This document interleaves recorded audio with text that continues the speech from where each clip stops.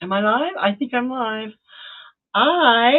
One sec. One sec. It's going to start here on the other computer or on the other screen, and I'm sure it's going to blast in just a second.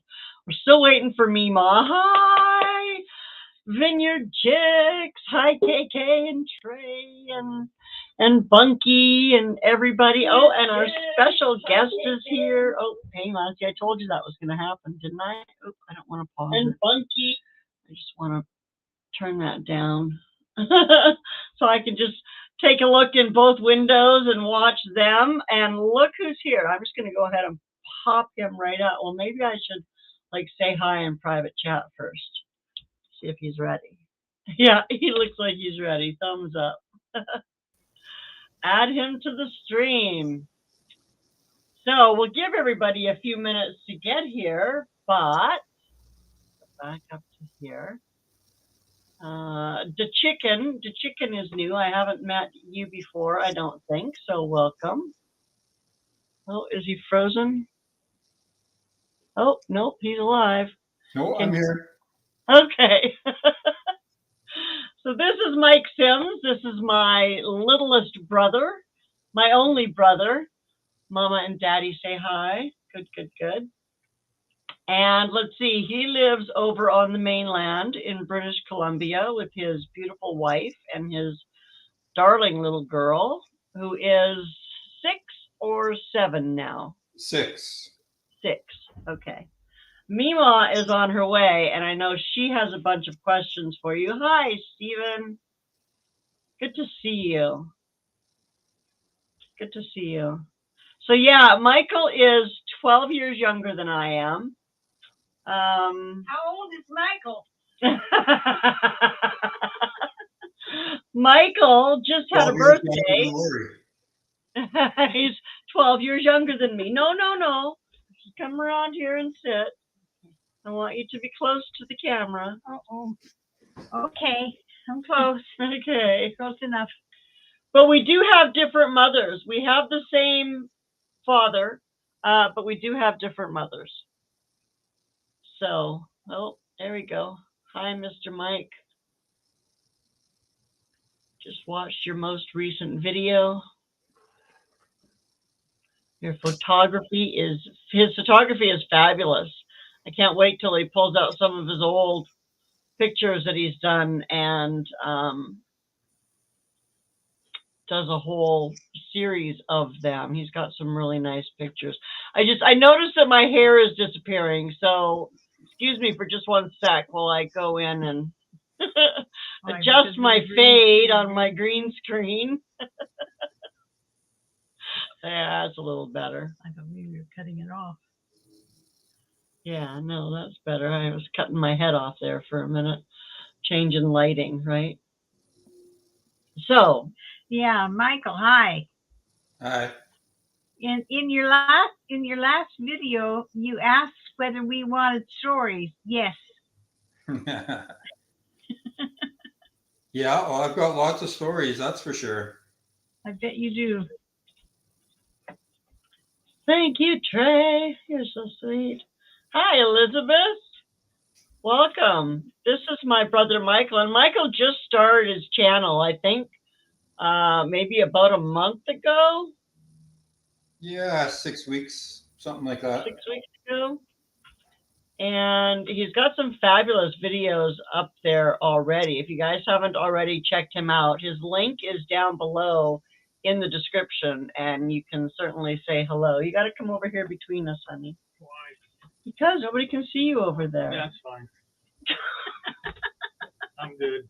Come on. 1 minute. You can come over here and say hello. David won't be joining us for much of tonight because he's in a lot of pain. Okay. I'm there. good. Okay. Can you bend down now? Oh, for crying out loud. Jeez. Hi, Danny Days Homestead. Welcome to my world. This is my cooperative husband here. He loves the YouTube. He loves being on YouTube. He loves being on YouTube. You be careful there. Throw you out of the chair, lady. I'll be Be careful. Hi, Mr. Dave. So we are going to let you tell a little bit about yourself. We'll give people 5 or 10 minutes to get in here, and then I'm going to actually put you up full screen and Yes. let you maybe tell us why you started your channel and what you hope to get out of your channel. And we'll start there. I know Mom has some questions for you, and I have some questions for you, and I know that there are people that are watching that also have questions for you. So, Okay. oh, we got another new sub here. Yeah, he was at 40 subscribers the last time I checked. And I know for all of us YouTube creators, and I know a lot of the people in here are creators. Some are not, some won't be, some are. But always the first goal is to get to that 100 subscribers so you can customize your channel name, right? That's always the first big goal. So I'm trying to push him there, and then he can push him his own self. But anyway, you have anything to say? No. No. Okay, well, are you ready, Michael? Sure, you betcha. Okay, so I think I need to do this first, and then I can put you like that. And like that. Nope, I need to do this. There he is. There you go. There you go. Oh, he's at 42 now. Yeah, there you go. You're on. 5% increase since we started. Not bad. Nice. 43. So, why did you start your channel? I've always been into photography, and I've never really got into videography. And I've spent so much time out in the wilderness and in the forest and everything in my life. And I started watching other people's YouTube channels with them camping and bushcrafting and kind of sharing their adventures. And I really enjoyed it. And I thought to myself, I've done so much of this in my life. And now that my daughter's a little bit older, I can actually get out and do some more stuff again.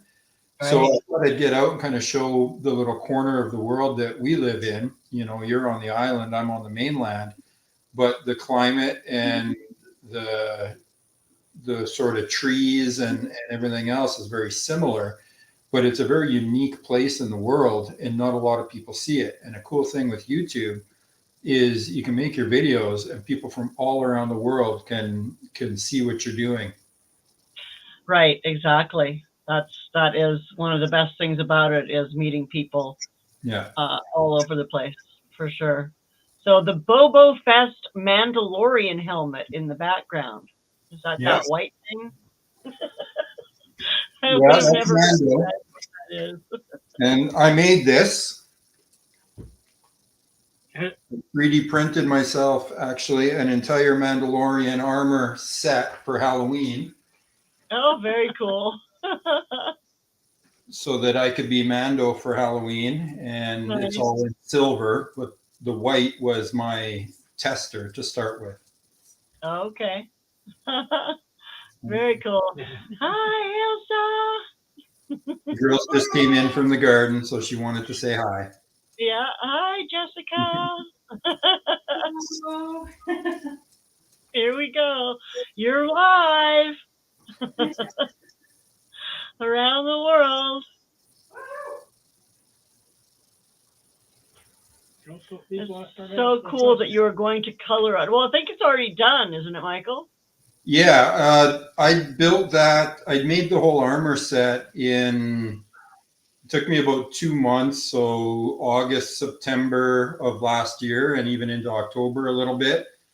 And I 3D printed the shoulder pieces, the chest pieces, the arms, the legs, the helmet, obviously, and had the visor in it. And I actually printed it out of a metallic silver filament, so it looked like it was metal. Very cool. So maybe I'll, I don't know how to share a pictures? video We'll have to- or share a picture of it, but it looked pretty cool. I'll definitely be Mando again this Halloween. Oh, there you go. Well, you'll have to do a video for your channel on that, and people can see it then. That would be Yeah, for sure. Yeah. So Don't you also collect knives of some sort? make Yes, I do. Or you make knives? I don't make blades, but I do leather work. This is the knife. Actually, I was just up Big Silver Creek last night, and spent the night. And this was the knife that I was carrying with me. And I made the sheath and the handle. The handle is a bird's eye maple. And Pretty. the steel, the blade is from Spyderco, and the steel is an S45 VN. And then I made the leather sheath to go with it. Very cool.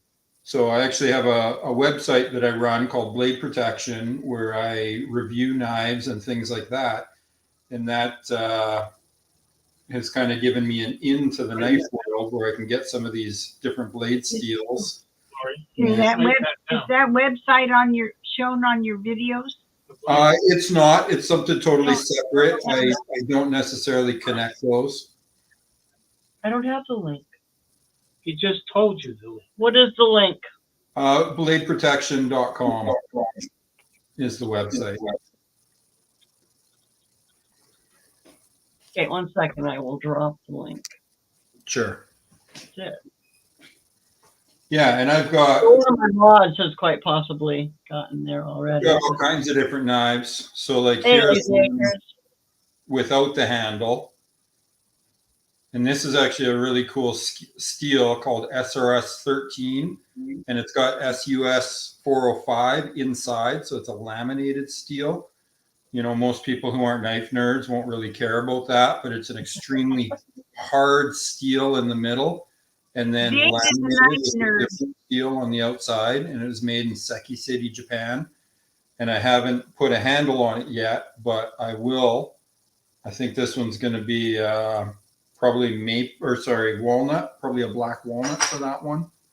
But I also 3D print and custom make my own knife handles to go on some of these. So I make them out of different resins that I custom blend and have different designs on them. Pretty. Things like that. I don't know how much of that you can see on the camera there. It looks better when you twisted it sideways. It gave a better view of the color. Yeah. Yeah, there you go. Pretty. And that's made out of resin? Yeah, this is resin. I've got two different 3D printers, one resin and one filament, but the resin gives a lot better detail. Cool. That would be interesting also to watch you do that. Mom wants to watch you do everything. I love making stuff. You know, I work with my hands all day at work, and then I build stuff. Actually, you can't see it on the screen, but my daughter was learning how to play chess. So her and I worked together, and we 3D printed a full chess set. So Nice. we printed the board and all the pieces. Very cool. And then I've got that on my desk right now, and this is like a copper and bronze type filaments. So I love making all kinds of different stuff. I do woodwork, leather work. On this side over here, I've got my spinning wheel and my loom because I spin yarn. I want to hear more about that story, but later, yes. Yeah, all kinds of stuff. Well, jade, I know that you also carve jade. Yeah, you betcha. I'm wearing a piece of Siberian jade right here. And I've got jade in the background. I've got pieces of jade all over the place. Nice. Yeah. So yes, tell me more about the loom and how all that whole, like, I think I've heard most of it, but like, how did that start, and what did you start with, and what did you have to learn along the way? Okay. Right back to the very beginning, when I was a little boy, I always had to be busy. And again, doing stuff with my hands. If I wasn't busy, I'd get into trouble. So my mom taught me how to knit when I was, maybe 10 years old or less.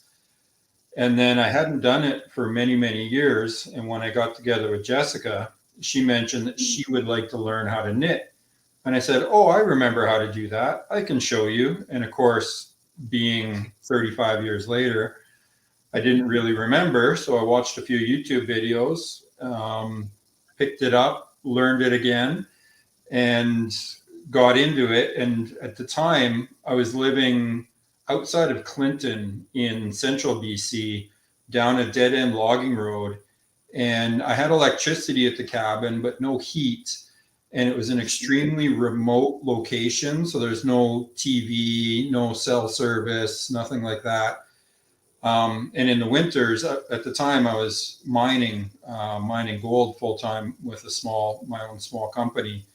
And so in the winter, everything's frozen and you can't mine. So I would be sitting in the cabin and I would just knit for like a week straight, listening to audios and listening to music. I knit sweaters, hats, gloves, all kinds of stuff. Yeah. And a few years later, after Jess and I got together, her father was cleaning out an estate property and called and said, "Hey, I know Michael knows how to knit. Would you be interested in a loom?" So we went and picked up this loom, and it's a Leclerc loom made in Quebec. It's a 4-head loom for anybody who knows about that stuff. And I, again, watched some YouTube videos and read a couple of books and taught myself how to weave. And so I've woven small blankets, scarves, all kinds of different fabrics with it. It takes up a lot of space, so it spends more time folded up in the back of the office, but it's something that I still do. And right beside it is my spinning wheel. So I love alpaca fiber. Is extremely warm and soft. It feels like a cloud in your fingers. Nice. And so I wanted to make my own alpaca yarn. And so I started spinning on the spinning wheel. And I actually, before my daughter was born, I spun enough yarn to knit her first baby blanket out of alpaca and knit a fairly large, heavy alpaca baby blanket with cables. I did my own design and everything. And Nice. yeah, that'll be a family heirloom that she can pass down to her children many years down the road. Absolutely. Yeah. Very talented. All those videos coming. Yeah, we want to see you do all of these things. Well, I think my biggest Final result. yeah.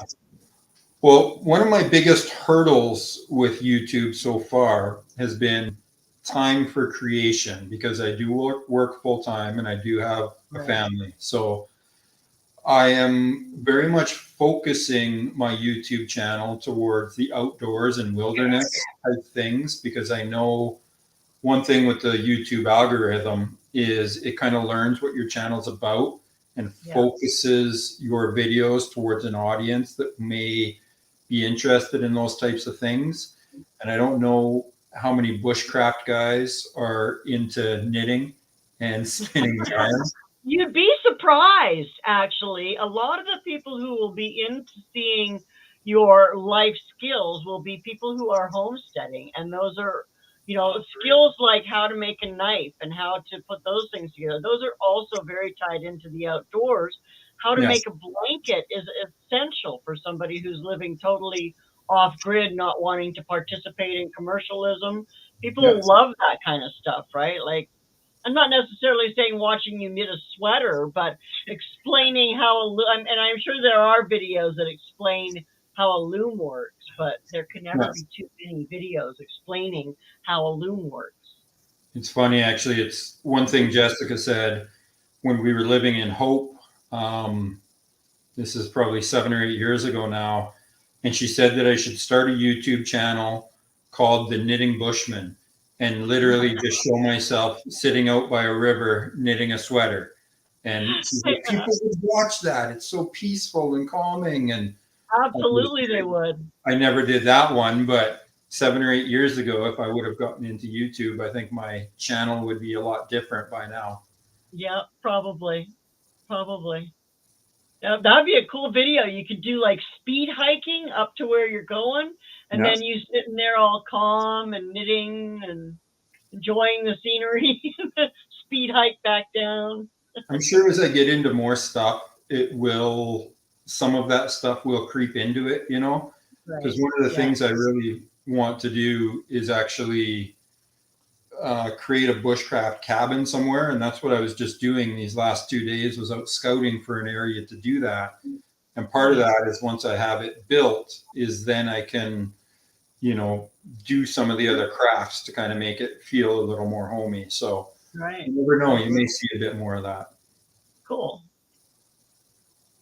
I can always hope. That's good. Knitting on the edge of Pierce Lake. There you go. Yeah. In knee deep snow. In knee deep snow. Yeah, and you'd be surprised how many knitters would watch it if you hashtag it. Yeah. We need to talk about hashtags. Not today. Some other time. You said you had other questions, Mom. I don't remember anymore. You Oh don't my remember God. anymore. No, mostly just encouraging you to show us how you survive things, how you survive out there when the bears are following you and the cougars are tracking you. What do you do? Yeah, the bears rarely bother me. Most black bears are not threatening, especially when you're in the forest. They can get a little different around the cities where they're more used to people. But I've been nose to nose with black bears so many times I could reach out and literally touch them. They were that close. You And can the only cuddle. time I've ever really had a bear problem was one big grizzly in sort of central Alberta. And, grizzly bears are obviously a lot different than blacks, but they're also a lot more rare than black bears. So, they generally don't phase me. And it's probably a lot more dangerous driving everywhere I'm going than it is when I'm actually out there. So it's all about perspective, being confident and being, I am 6 foot, 220 pounds, and I generally carry an axe with me. And most bears are not interested in something that can fight back. And when they hear a loud, deep voice, and a lot of times I'll talk to them and say, "Hey, bear, I'm over here. You're over there. I'm going this way. You go that way." And they just kind of look at you and think about it for a few minutes and disappear for a few seconds. They're usually not after you. It's when you come upon them by surprise that the problems come up, right? Yeah, exactly. And I think partially as well is I'm never in a rush when I'm in the bush. So, you may notice it even too on the most recent Pierce Lake video when I'm hiking, my head's on a swivel. I'm always looking and listening. And even though I'm walking fairly quickly, I stop fairly often. I turn around and look behind myself.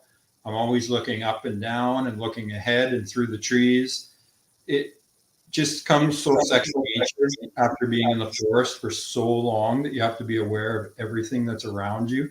Even when I'm talking, the talking is kind of the background noise in my mind, while the foreground is paying attention to what's going on in the forest around me. And most often when I come across any wildlife, if it's bears or deer or anything like that, I probably 95% of the time I notice them before they notice me. And so Right. it gives you a really good opportunity to observe them and kind of see what they do, and then, make a decision about what you're going to do as well. My hunting friends from Oregon know what they would do. Yeah. Well, I used to hunt a lot. When they see a deer. Oh, all bears scare me. I had one that had been behind me eating, then he crossed the river in front of me while I was, oh my gosh, about 15 feet from me, just froze. Yeah, no doubt, right? Lots of bears in the lower mainland. Yeah, Elizabeth's Adventures actually lives in Vancouver. Oh, yeah. So she's even closer to you than I am. Yeah. Oh, Well, I know I mentioned about maybe doing a small series of trail stories where I talk about some of that stuff. And I think that could be real interesting, especially if I do go back to some of my older video or older pictures on my old computer, because I do have times Old where, people like me enjoy that kind of stuff. yeah, well, and I've got times where I was 10 feet away from a bear on a trail and I just stop and take a couple of pictures. And the bear looks at me like, what are you doing here? You know, before we kind of change directions and decide where I was going to go. Yeah. Yeah, it's pretty cool to see a bear in person. Yeah. It is. Yeah, not one rushing towards you, but it definitely would help to know that they're there. Yeah. I've only ever had one black bear charge me, and it stopped probably 15 feet away and stood up. And it was more of a checking to see what I was going to do situation. Right. And it was a sow. And the moment she stood up, I knew everything was okay, because they would never do that if they were truly aggressive. And so I think she probably had a cub fairly close and was just telling me to leave. And I did, I backed away pretty slowly, talked to her the whole time. After she did, she only charged about maybe 20 feet, 25 feet before she stopped, slammed her paws against the ground, and then stood up, kind of looking at me, head back and forth like this. So I talked to her and I backed away, and then she went down on all fours and just watched me walk away. Yeah, they don't want to attack you, but they will definitely protect. And if you walk across something and surprise it, that's one of the reasons why they recommend. Do you have like a bear bell, or do you just talk while you're out there? Yeah, I don't necessarily like the bear bell because it blocks my own senses. I am very good at listening when I'm in the trees. And a lot of times especially with bears, they're not an animal that's trying to be quiet like a deer. So you'll hear them a lot of times. You'll hear them or smell them, depending on the wind, before you actually see them many times. And if I've got a bear or a bell jingling in my ears, I'm not going to hear them. So I don't necessarily subscribe to that. Well, the talking now, though, that'll help. Yeah. Yes, me too, Brenda. Well, and I did have a rifle with me when that bear charged, because that was when I was gold mining up in the Caribou. And there are pretty big grizzlies up there. So I generally carried a 45-70 guide gun, lever gun. And so I generally carried that when I was going to and from my camper to my mine site. But I didn't even chamber it because I didn't really feel that it was that much of a threat in that situation. Not yet, yeah. Didn't become that. Yeah. Okay, so tell us a little about gold mining and whatever brought that about. Well, when I lived in Calgary, I worked for the same company for almost 15 years. And every weekend, without fail, summer, winter, spring, and fall, I'd be out in the forest doing something. So in Alberta, there's not a lot of gold, and I'd generally be camping with my buddies. But in a lot of times, I'd head out to BC and go camping, and I met a guy who was gold panning one day up near Golden, and I had no idea that there was gold around there, and he kind of showed me what to do. And so I picked it up and thought, oh, this is kind of fun. And I got a lot more into it because it gave me something fun to do while I was out in the forest. And after 7 years of gold panning as a hobby, I had 2 really good claims that I decided were good enough that they could support me as a full-time business. So I quit my job in Calgary and I sold my house. I moved to Clinton. I bought an excavator and got my permits in on those 2 mines to work them mechanically. Built myself a trommel, which is a mining piece of equipment, has a big steel drum that rolls over the equipment or the gravels to wash the gold out of it. And I spent the next 3 years mining gold as my full-time source of income. Wow. So I'd spend, generally a week or two at a time out on the claims in about 8 months of the summer, spring, summer, fall, depending on the weather. Because obviously when everything's frozen and there's too much snow, you can't be out there mining. Mhm. But it was a great way to spend a few years of my life. And then when I got together with Jessica, she gave me a bit of an ultimatum one day and said, if you want to be serious and start a family, you can't be spending 2 and 3 weeks out of every month out in the forest with Right.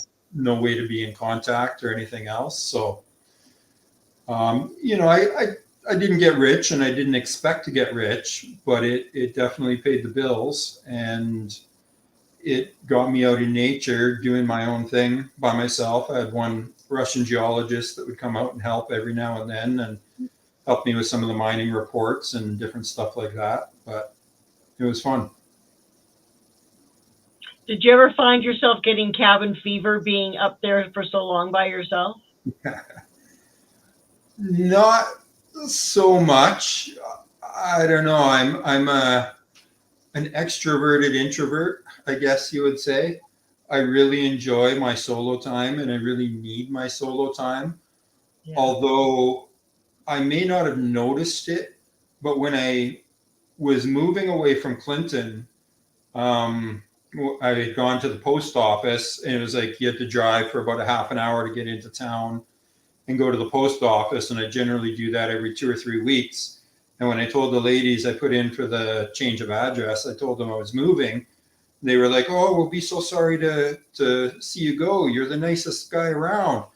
And I thought about it. I'm like, "Yeah, well, I'm always pretty nice." And they're like, "You stay and talk to us for like an hour every time you come and pick up your mail." It was because it was the only people I had seen other than the gas station attendant in the last month Right. or whatever, especially in the winter. Sometimes the road would be snowed in and you'd be down there for a month at a time. And I didn't really notice it or I didn't feel that I was cabin feverish, but apparently the mail ladies noticed that I was. Yeah. Yeah.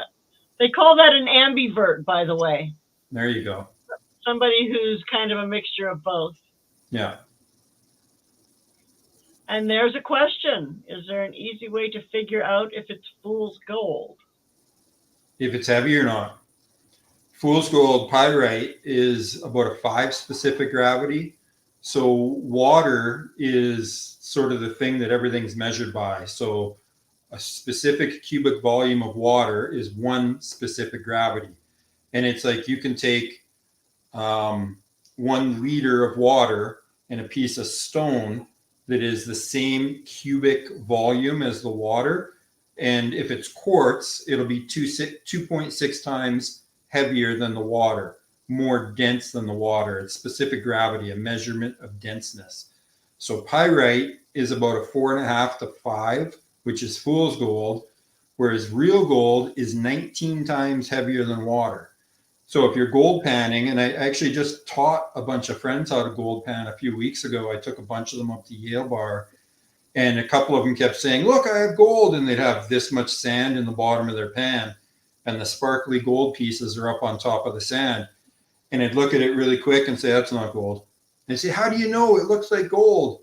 And you roll your pan around, and the fool's gold moves because it's only 5 times heavier than water.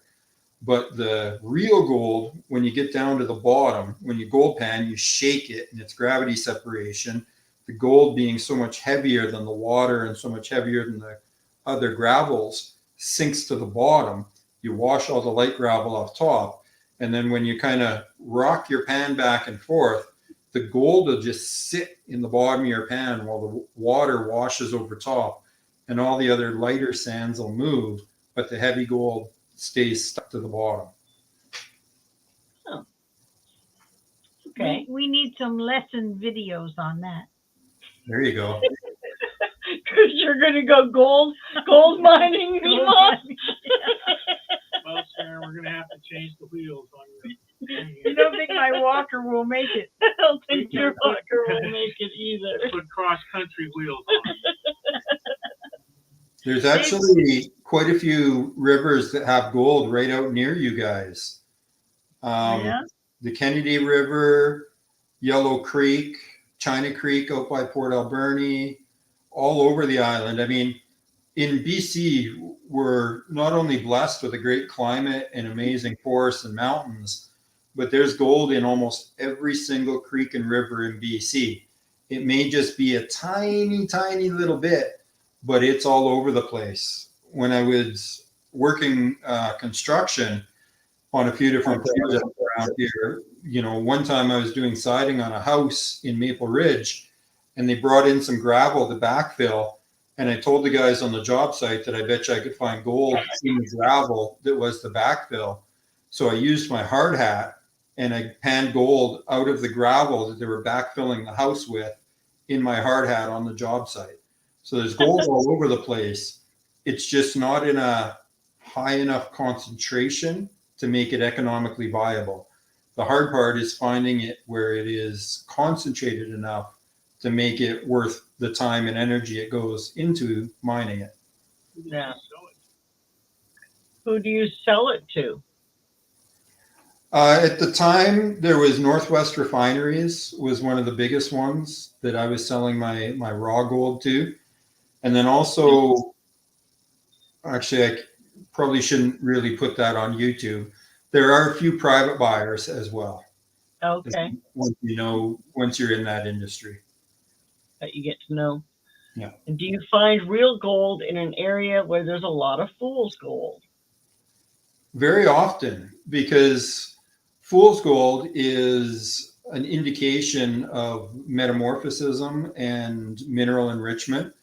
So a lot of times the fool's gold, the pyrite, will have gold associated with it.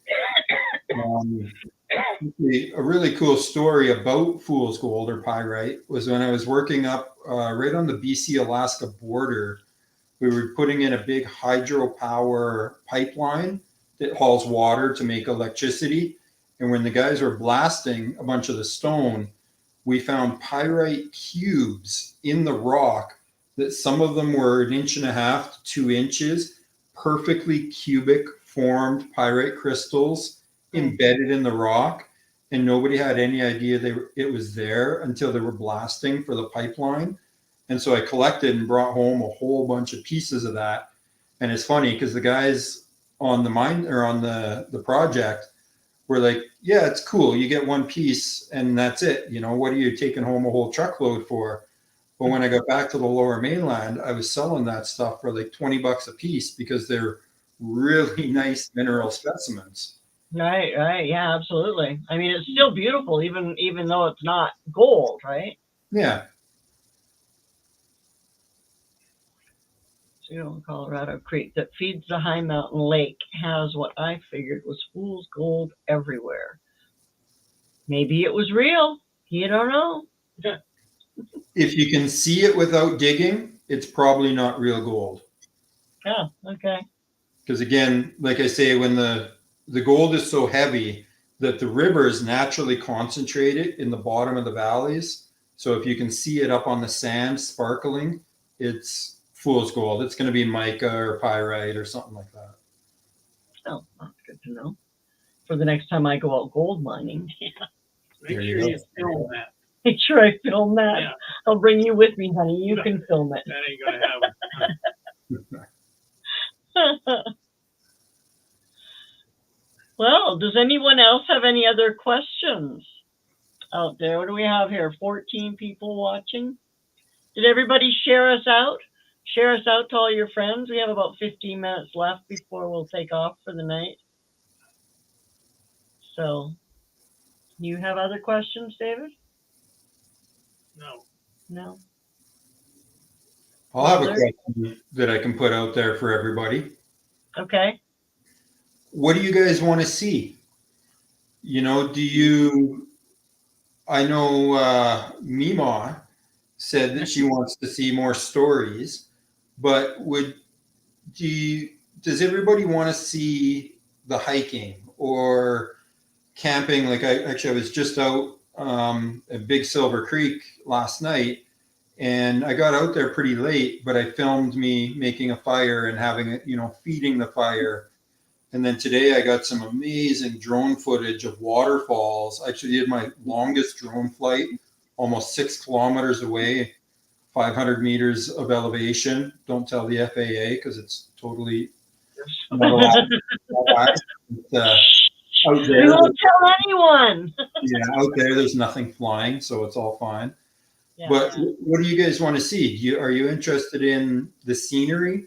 Are you interested in the hiking? Are you interested in, the camping and the bushcraft type stuff?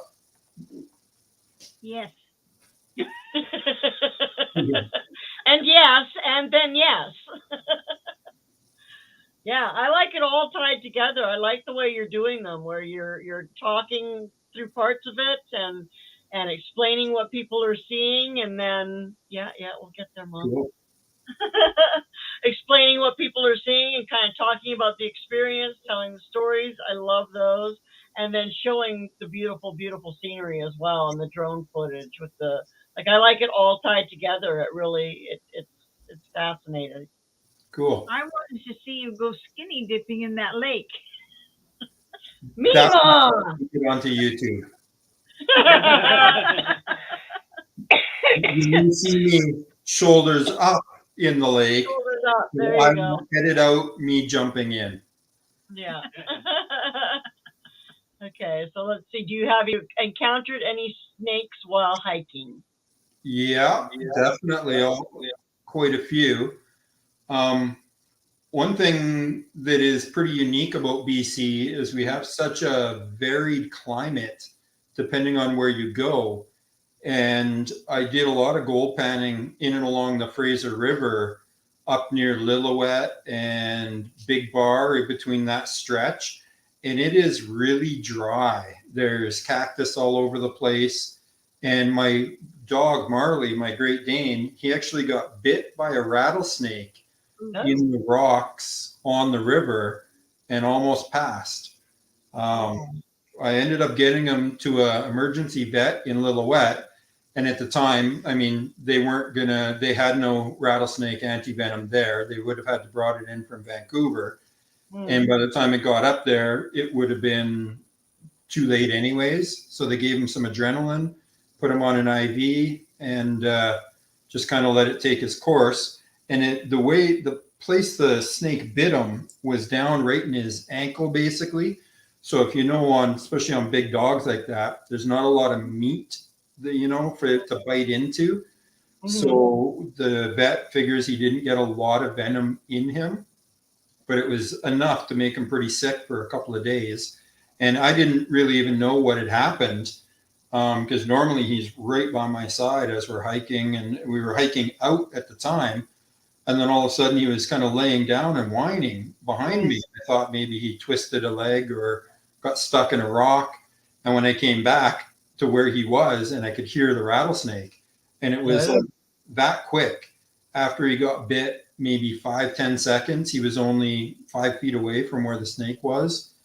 And trying to carry a 140-pound dog out of the valley over the rocks and through the cactus up to my truck with him up and over my shoulders. I don't know if you've ever seen a hunter carrying an animal like that. Yeah. This was almost 10 years. Well, actually more than 10 years ago now. And so I was in a bit better shape and had him up over my shoulders, carrying him up out of the valley. And it was about 2 hours drive to the nearest major town, major town, I mean, 500 people, a gas station, and a vet. Yeah. That's about it. Vet. Yeah. Well, we've got several all of it. Fascinated by all of it. It all sounds so cool. Well, doesn't he do reviews all on of knives it. and saws and stuff? See, I love the scenery videos I've seen. The bushcrafting and weaving, knitting ones are cool. Your entire lifestyle is really cool. I also really liked how you explained the science aspect of gold mining. There you go. That's KK from the Polar Plunge. Yeah, can you believe me, Ma? What, Dirty old lady. dirty old lady. I'm not dirty. That's nature. Nature. That is Call nature. that voyeurs. Okay. I heard Any other- Dave actually saying something in the background. What was he? He was asking something there, wasn't he? Something about knives you were talking. Well, no, don't you have YouTubes on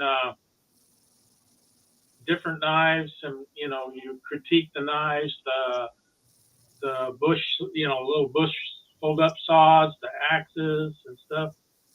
Yeah.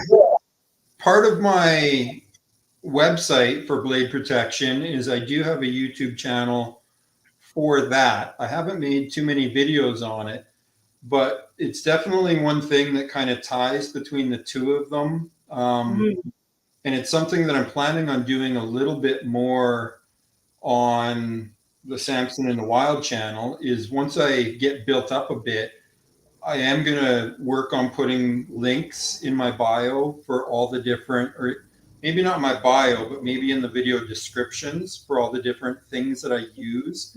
Yeah. And Mhm. That's a talk good a idea. little bit more about my axe and my saws, because after so many years of utilizing tools in the wilderness, where if something is crap and it breaks, you might as well not even have it, right? Yeah. So I've got my silky saws and my hand forged Swedish axe from Tobias. I'm very picky about my gear, all my clothing. I'm almost always just wearing wool, so I can talk about how to find cost-effective merino wool that it may actually be a sweater that is meant for somebody to wear at the office, but if it's made out of merino wool and it fits properly and it works, if I can get it from $30 on Amazon versus $100 from the Mountain Outfitters place around here, I'll definitely do that. And it's probably something that I will share a little bit more on, the knives, axes. Those are the kind of YouTube things I watch mostly. Yeah. Just tools, knives, stuff like that. That's what I watch. Yeah. Solar generators, all kinds of stuff. Yeah, just showing what you put in your backpack and what you take and why Yeah. you take it would be interesting. Yeah, That would be absolutely. And what's the name of that channel, Michael, where they can find your knife stuff? It's blade protection. Blade protection? Yep. but is that the same? Is that the YouTube channel name as well? Yes. Is it all one word? To tell you the truth, I don't even know. Let me click here. It is all one word. You got it? Yeah, I got it. 27 subscribers, 14 videos. Yep. Could that become a... Oh, okay. Here's the blade protection website. I'll pop that up there first for anybody who wants to see it. And then here's that other channel, Brenda. The blade protection channel.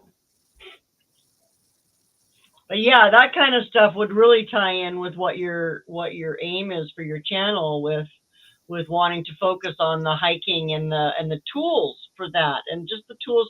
Like I remember you told that story about falling in the lake, falling through the ice, or falling into some body of water that you broke through the ice into, and then had to make the decision whether to walk the whatever few miles to your kilometers to your truck or make a fire.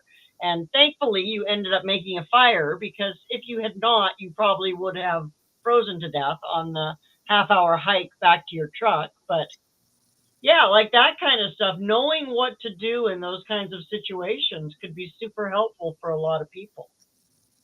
Yeah, and being prepared. Mm-hmm. Right. Absolutely. Oh, look who's here. Lana. She's late. She is late, but we can pop that down there for her. Here, Lana, this is for you if you want to pop up and say hello to your little brother. Hi, sister.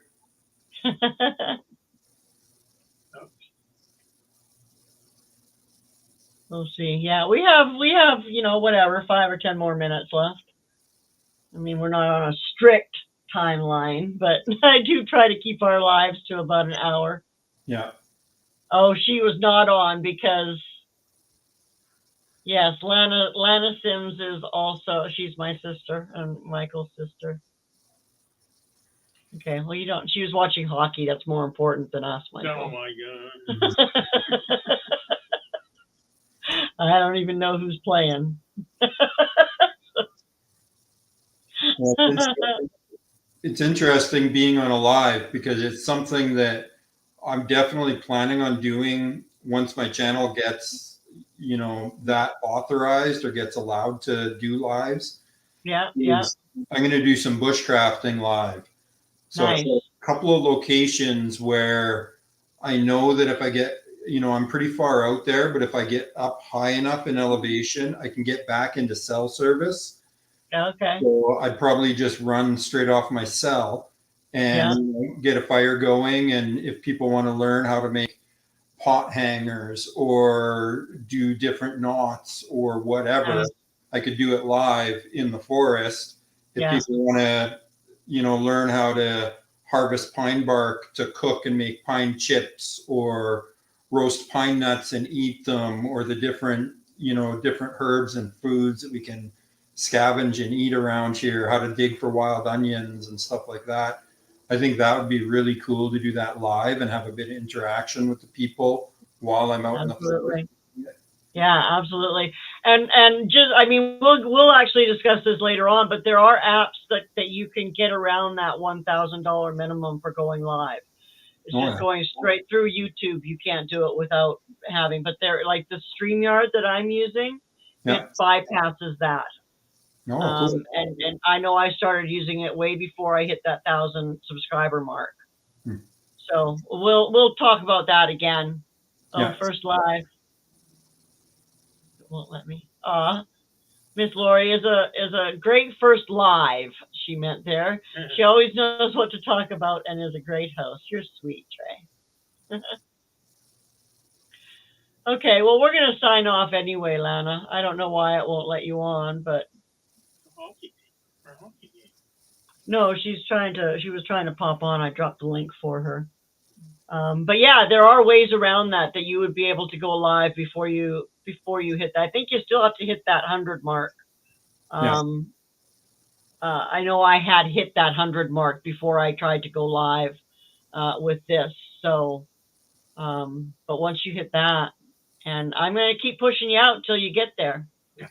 Well, and I have some sources for publicity that I haven't tapped yet because I'm trying to get my channel built out a bit and get a few more videos on there before I put it up there. Because it's something that you kind of only get one opportunity sometimes, and you don't want to have them come to a channel with 2 videos and bounce. So I want to get it built up a little bit more, maybe in a couple more months, and then I'll push it and hit some more of those places and see how many. Yeah, absolutely. Yeah, the more content, your content is fabulous, and I know that your channel is going to take off when people discover it. Thanks. I gotta go. Dave's got to go. Okay, bye, Dave. Hey, Dave. Take it easy, Michael. You betcha. Yeah, like your channel, my channel doesn't have a focus. My channel is just about being with my family and making memories with them and just having some fun with playing with video and stuff. But your channel is going to have a lot of content that people are really going to be able to use and take advantage of. So, yeah, I wouldn't be surprised if your channel really takes off. Well, it's definitely fun. I'm really enjoying the filming, and I picked up some gear. I got the new little GoPro Hero 10. I've got my drone now. I've got my Nikon camera gear, and I'm trying to learn a lot more about the editing and how to really tell a story in what I do.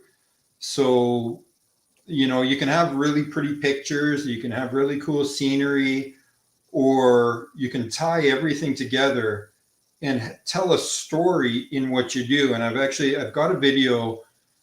It's coming up, but I haven't got all the footage for it yet. I've kind of filmed bits and pieces over the last couple of trips that's really going to tell the story about something bigger that I want to have in my channel, that's going to involve exploring, finding the proper location, and then building something pretty fun and multiple trips to the same location as I build it out. Yeah. So, Nice. and I really want to have that as a story, so that when somebody finds my channel and they look at this playlist, and it's going to start right from the beginning, and it's going to be like, okay, let's go and do this. And it's going to really tell the story from beginning to end through multiple videos. That's a good use of playlists. Absolutely. Yeah. Yeah. And people will watch those when they can have a continuation. For sure. Great idea. Like I said, a lot of that stuff is going to be very helpful for a lot of people. And it's really hot content right now. Like the market, people are getting more and more into sustaining themselves and being able to take care of themselves in all kinds of situations, including out in the wilderness, right? Yeah. So absolutely. Okay. Are there any other questions? I'm going to give you guys one last chance. If you have any more questions for Mike, you can let me know quickly. Survival skills. Yeah. Like they're hugely important and very popular with, I know, tons and tons of people on Facebook who are trying to learn more survival skills. So. Yeah. Well, you guys, is anybody familiar with the show on, I think it's History Channel, called Alone? I've heard of it. Yeah, so they take, maybe a dozen people, and you get to choose 10 items, and they drop you off in different locations, and you're alone by yourself, and whoever survives the longest, they win $500,000. And wow. I don't have TV, and I haven't really watched TV in many, many years now. But before my daughter was born, I had watched the first season of this show, and I applied for the Alone show, and I actually made it to the third round of interviews. Oh, wow. And when we found out that Jessica was pregnant and my daughter was going to be born while I was slated to be out on this show, oh no, that's when I pulled out. But I always think back about that. And if anybody's, into that type of stuff, you should check that show out. Really goes into the psychology of it. And I think I would have done amazing, because I can be alone for months at a time, and it doesn't really right. So That does sound very cool. yeah. Eating wild edibles, yeah. Well, thank you so much, Mike, for doing your very first live with me. You betcha. Thanks for having me. Yeah, absolutely. And I'm going to say goodnight to everybody and say thank you so much for coming and hanging out for a little while in my world and Mima's world. And go check out Sampson in the Wild. If you haven't, share him out. Let's get his channel up to that 100 so he can start doing lives in the wilderness, because that would be fantastic. You betcha. And I will see you all soon. Take care.